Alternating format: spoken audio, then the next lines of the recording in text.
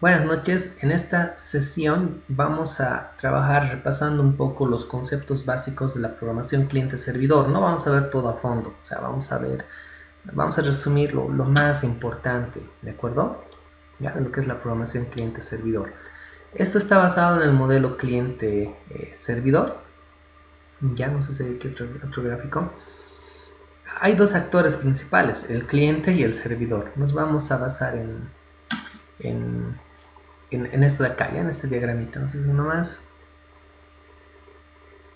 ya, nos vamos a basar en este, ya. Hay una red, ¿listo? Ya. Y en un equipo, ¿listo? Está instalado el DBMS. Estamos hablando a nivel de base de datos y programación. Entonces, en un equipo está instalado el DBMS. ¿Listo? ¿Ya? Y cuando se le instala el DBMS a ese equipo, se vuelve servidor de base de datos. ¿Ya? La base de datos no está en el aire. La base de datos está en un equipo físico. ¿Listo? Ya hay un medio de red. Ya hay un mecanismo de red que obviamente puede ser una red LAN, puede ser una red WAN o internet, a través de la cual se van a comunicar varios hosts.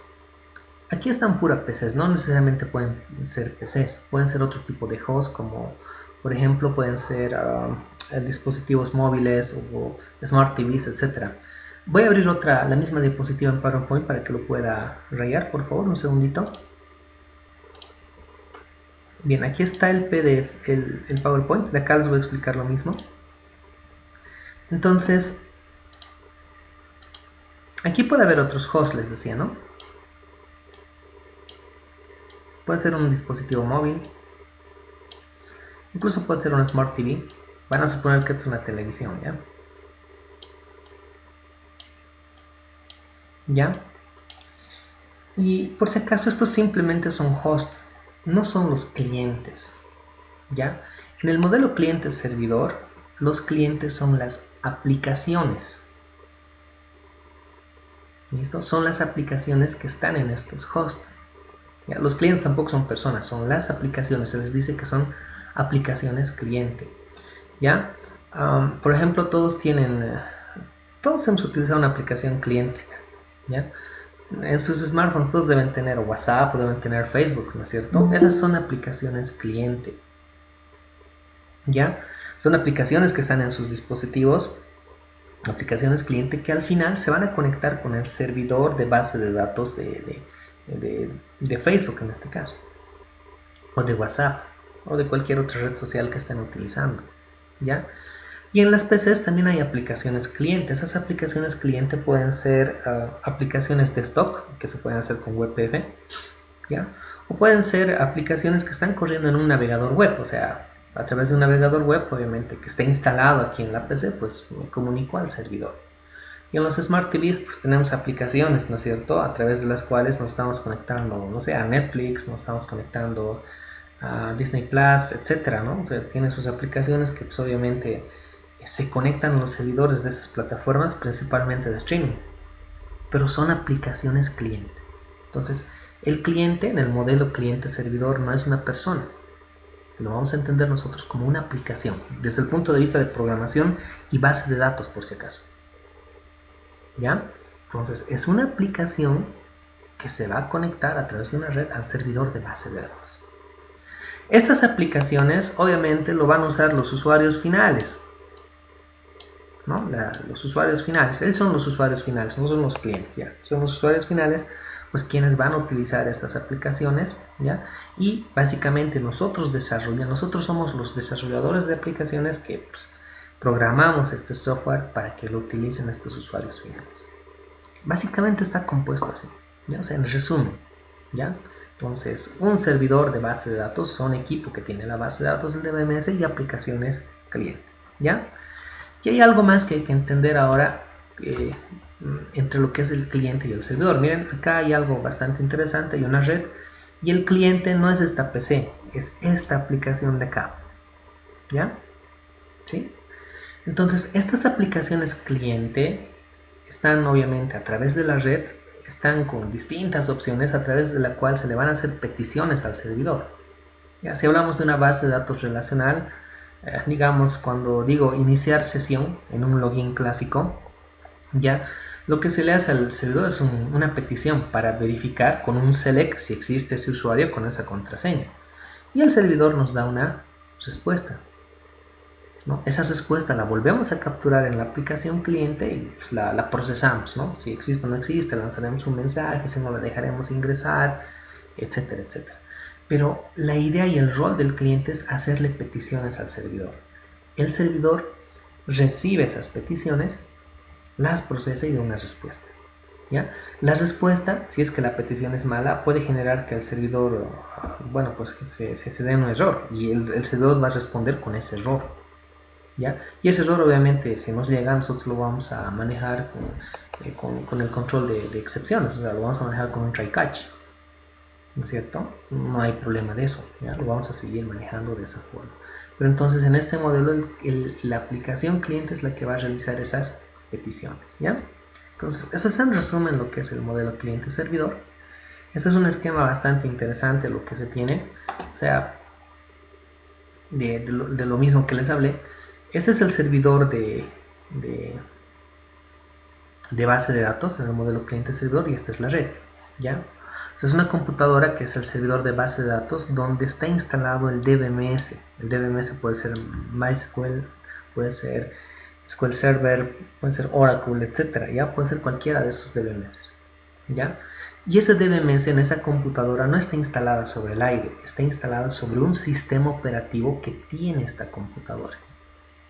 ¿Listo? ¿Ya? Entonces, ojo, este OS es de sistema operativo. Y lo interesante acá es que como este DBMS está instalado sobre un sistema operativo, el sistema operativo, Windows digamos o Linux, se encarga de toda la gestión de la red. O sea, no hay que programar, o sea, nosotros no tenemos que programar nada ahí.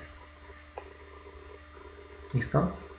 El sistema operativo del lado en el servidor se encarga de la administración de archivos, de la gestión de archivos, ¿ya?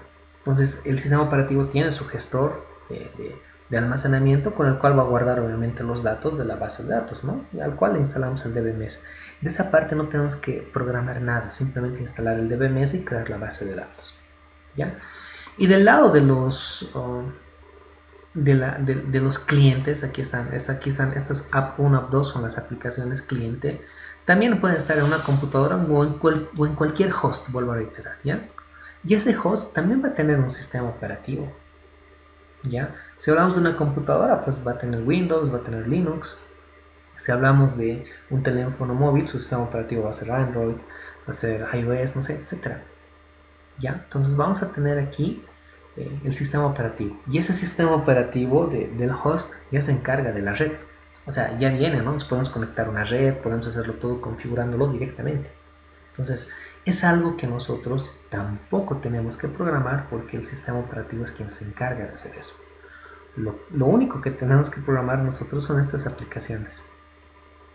Estas aplicaciones que son las aplicaciones cliente que van a utilizar los usuarios finales, ¿no? Para que obviamente puedan acceder a través de una determinada red a pues, el servidor de base de datos, ¿ya? Y obviamente ahí, si hablamos de una base de datos relacional, pues acceder para crear registros, modificarlos, eliminarlos, seleccionarlos, ¿no? En base, obviamente, a una lógica de negocio.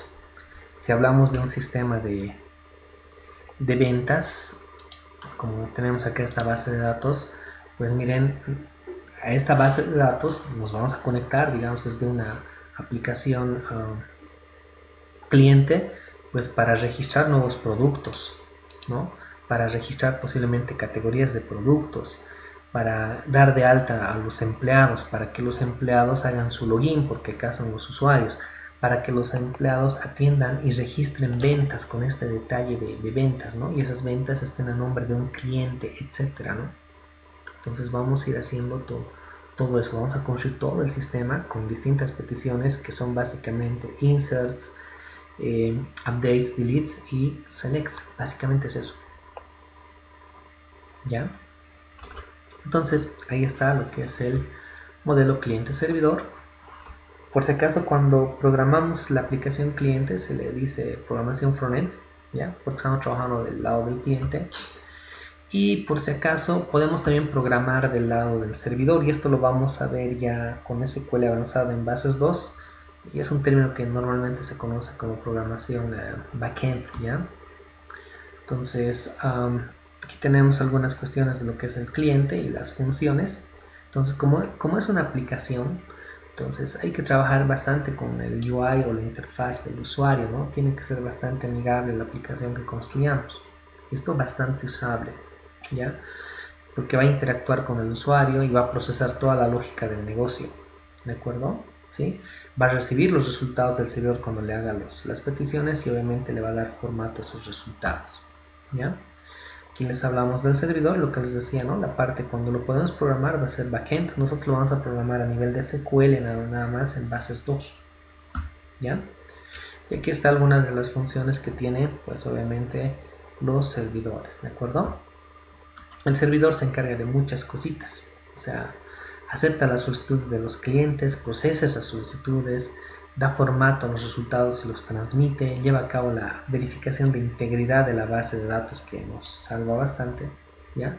Mantiene los datos generales de la base de datos, y miren, esto hace, controla el acceso concurrente, o sea, cuando hay muchos usuarios que se están conectando a la vez, están queriendo, digamos, trabajar sobre los mismos registros, es el DBMS y el servidor quien se va a encargar de ese control concurrente, colocándolos en cola, ¿ya? Para evitar ciertas ambigüedades en las transacciones. Y les digo, esto es un peso que nos libera bastante porque nosotros no lo tenemos que programar. ¿Listo? Muy importante ese detallito. Hay aquí algunas ventajas del modelo cliente-servidor, y por si acaso este modelo cliente-servidor no solamente se aplica en el área de base de datos, o sea, se aplica en función a servicios de archivos, bases de datos, lo que nosotros vamos a hacer, ¿ya? Servidores de transacciones, servidores de objetos, servidores web, servidores grupo-AR, etc. O sea, el modelo es bastante genérico. Yo les he explicado lo que es en función a lo que vamos a ver, ¿no? Bases de datos con programación, ¿ya? Es lo que nos estamos orientando, pero también se aplica en estos otros servicios, ¿no? Que están acá. ¿Listo? Pues aquí hay otra clasificación. Y algo que hay que entender es que nosotros vamos a tener aquí una interfaz, o sea, una aplicación cliente, ¿no? Con una interfaz. Y reitero que esa aplicación puede ser una aplicación móvil, puede ser una aplicación para una PC desktop o a través de un navegador web, o puede ser un Smart TV. Entonces, aquí hay una variedad de sistemas operativos, bueno, Android, iOS, etc. Aquí también hay Linux, hay lo que es Windows, etc. Entonces, hay varias versiones, ¿no? de sistemas operativos que se manejan dentro de estos hosts, ¿ya? Y en lo que es la base de datos, hay también bastantes proveedores de software DBMS. Ustedes han debido ver en bases 1 ejemplos de diferentes tipos de DBMS, ¿no es cierto? Y cada DBMS maneja de forma independiente o de forma distinta cierta parte de la estructura de sus datos y su almacenamiento, ¿ya? Por ejemplo, MySQL para guardar datos binarios utiliza lo que es el blob, ¿no es cierto? ¿Conocen los datos blob? ¿O el tipo de datos blob? ¿Hola, gente?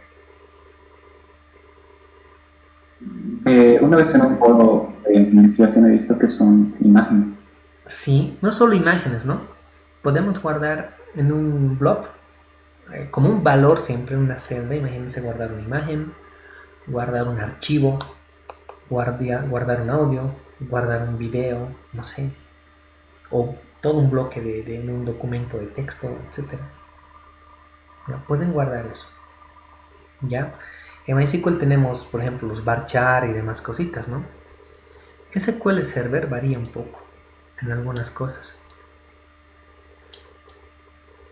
SQL Server trabaja con algo que se llama var binary, ¿ya? SQL Server me refiero acá. Trabaja con algo que se llama var binary. ¿Listo?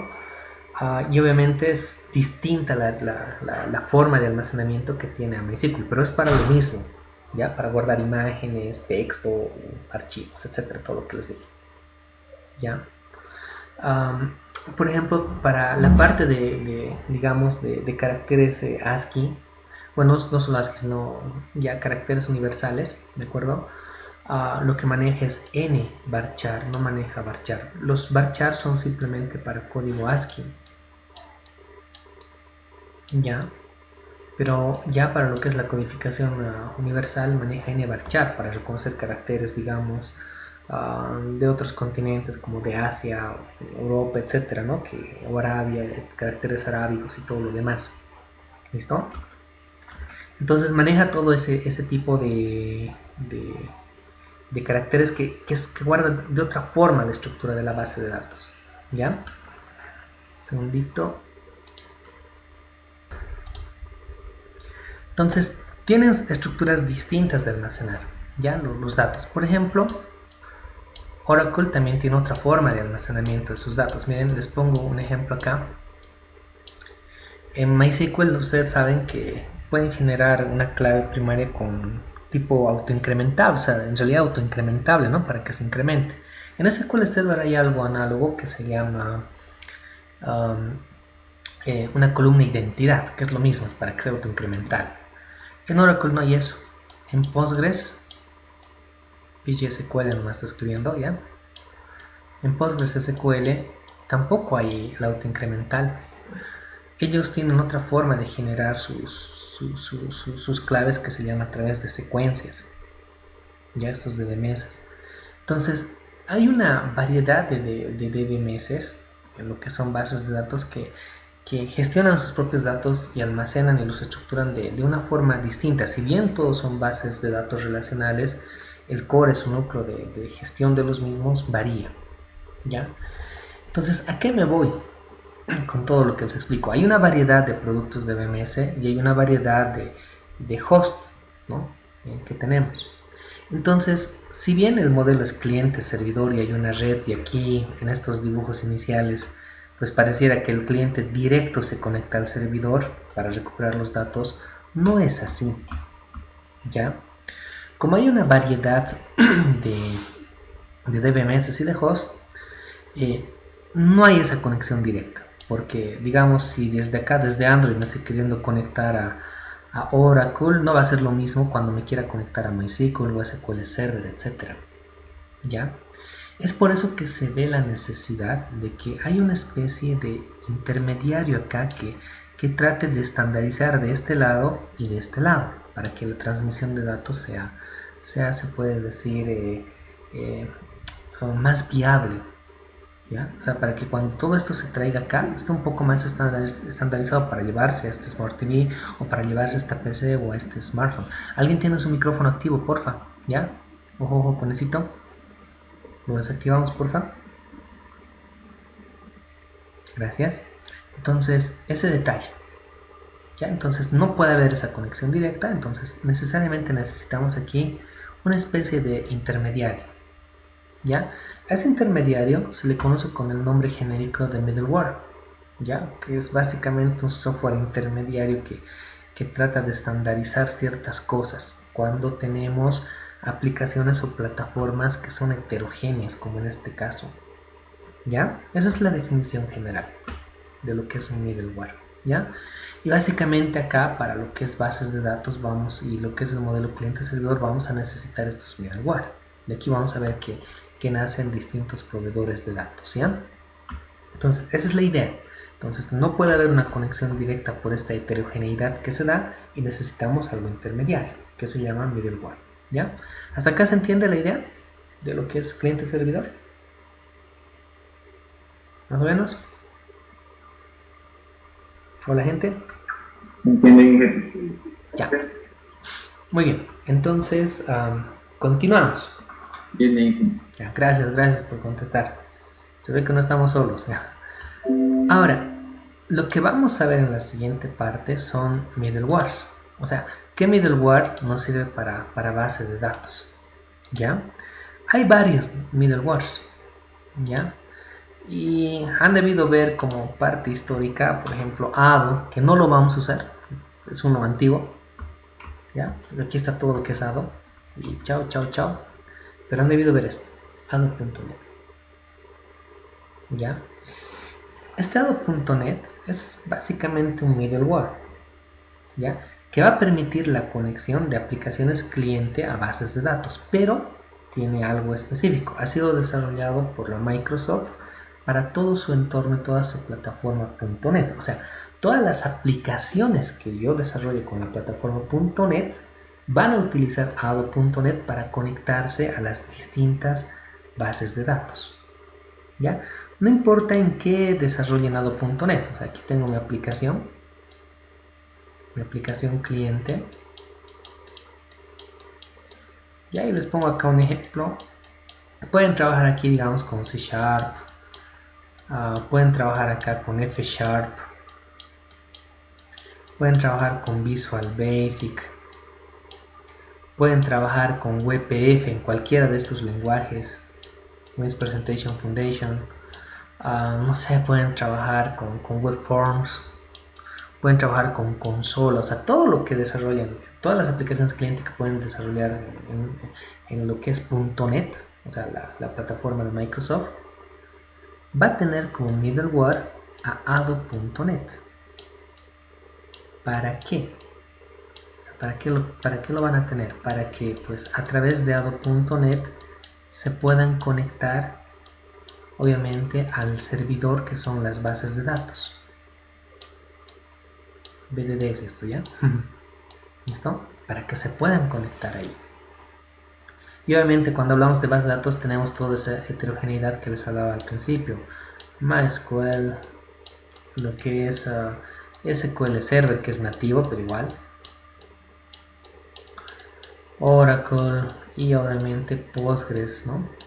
¿Ya? Entonces, y otros DBMS relacionales que tenga.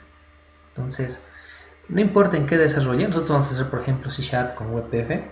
Vamos a utilizar Ado.net para conectarnos a MySQL, pero con C Sharp y WebPF, gracias a Ado.net, también nos podemos conectar a SQL Server. Se van a dar cuenta que es lo mismo. Podemos conectarnos a Oracle, podemos trabajar con Postgres. O sea, no hay limitante. ¿Ya? Ado.net va a hacer eso. Básicamente es eso. ¿Ya? Un middleware es un producto desarrollado por una evolución de Ado que ha sido desarrollado por que es la Microsoft. ¿Ya? Y es para que todas sus aplicaciones, las aplicaciones de la plataforma .NET, pues se puedan conectar a esta heterogeneidad de bases de datos que hay, ¿no? Aquí voy a mencionar otra, MariaDB, por ejemplo, etcétera, etcétera. ¿Ya? Entonces esa es la idea básica. Y aquí les habla un poquito de Ado.net. Y la estructura que tiene Ado.net en conclusión está basada en una estructura que se llama dataset. ¿Listo? O conjunto de datos. Por si acaso, nosotros para integrar Ado.net en nuestros proyectos, lo único que tenemos que hacer es un using del system.data. Por defecto, varias aplicaciones ya tienen eso. O sea, simplemente hago esto. En algunos casos se van a dar cuenta que por defecto algunas clases que crean o algunas ventanas que crean ya tienen el using system.data. Con esto estamos accediendo a Ado.net, que entiéndanlo como, si bien es ese middleware que ha sido desarrollado por la Microsoft, pero ese middleware de acá es básicamente un conjunto ya de clases. Las clases obviamente tienen sus métodos, todo lo demás, ¿no es cierto? Es como una especie de librería que tiene clases, que tiene interfaces, métodos, etcétera, que nos van a permitir que nosotros tengamos conectividad a estas bases de datos. ¿Ya? Entonces por eso hacemos nosotros un using de este system.data para poder acceder a todo ese conjunto de clases que tiene Ado.net. ¿Ya?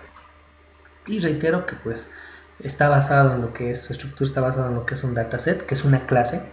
Pueden instanciar un objeto de la clase dataset, ¿ya?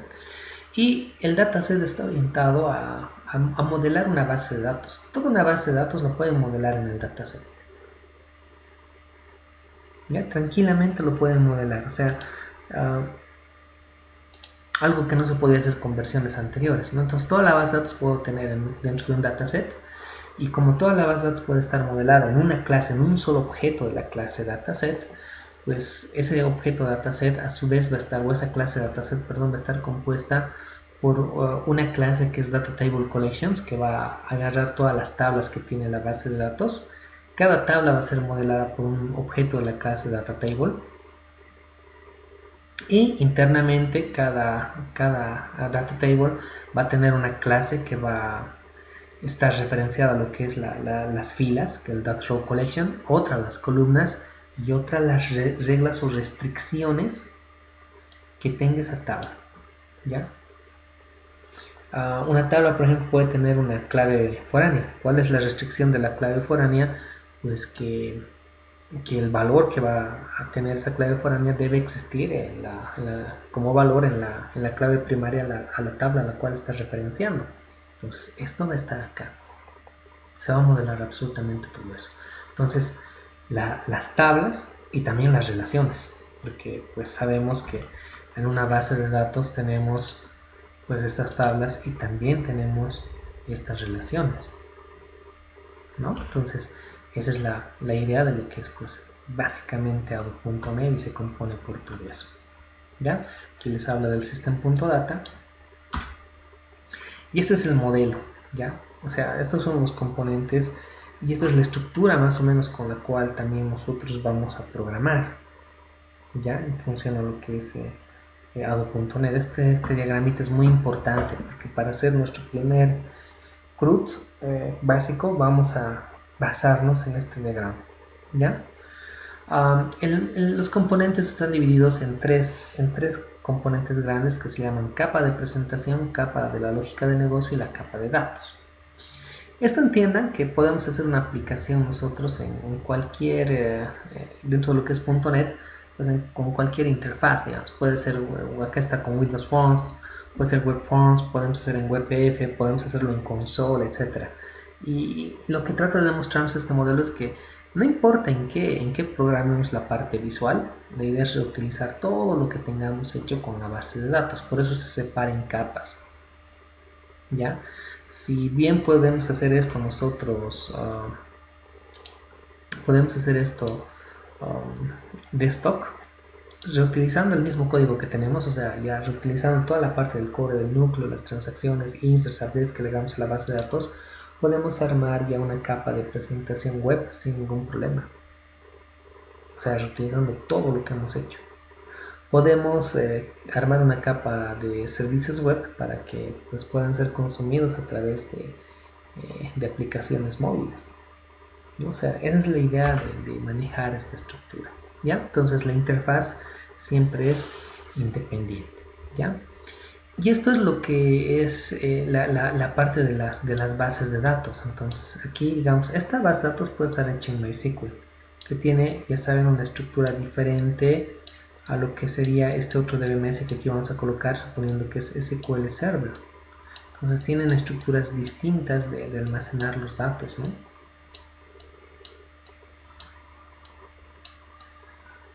¿Ya?